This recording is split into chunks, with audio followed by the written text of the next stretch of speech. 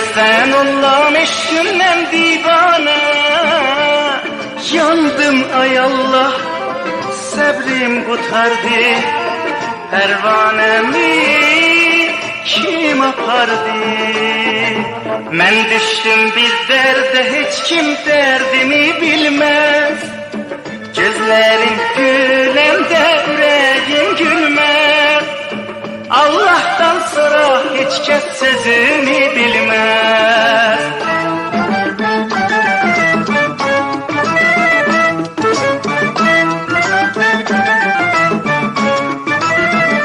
Aşık açar ağlama, miskin geçer ağlama. Felek bağlı kapını bir gün açar ağlama.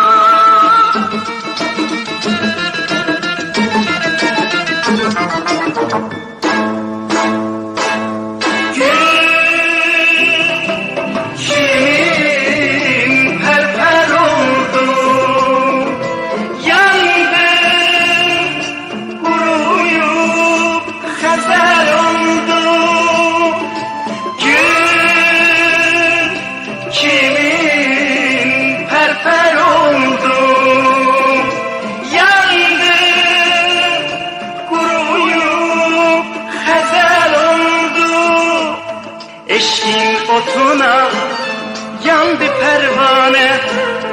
Bilmedim niye yarım oldu bigane. Peşiman olsam gel bize pervane. Gelmezsen Allah'ın eşkinden divane. Yandım ay Allah, sabrim kurtardı. Pervanemi kim apardı?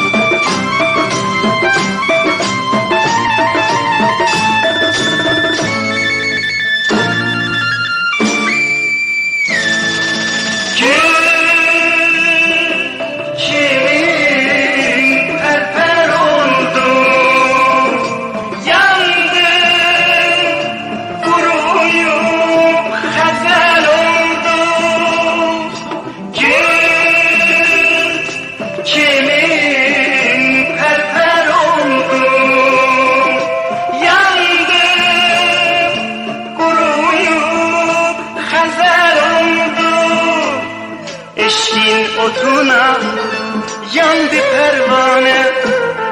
Bilmedim niye yarım oldu bigane.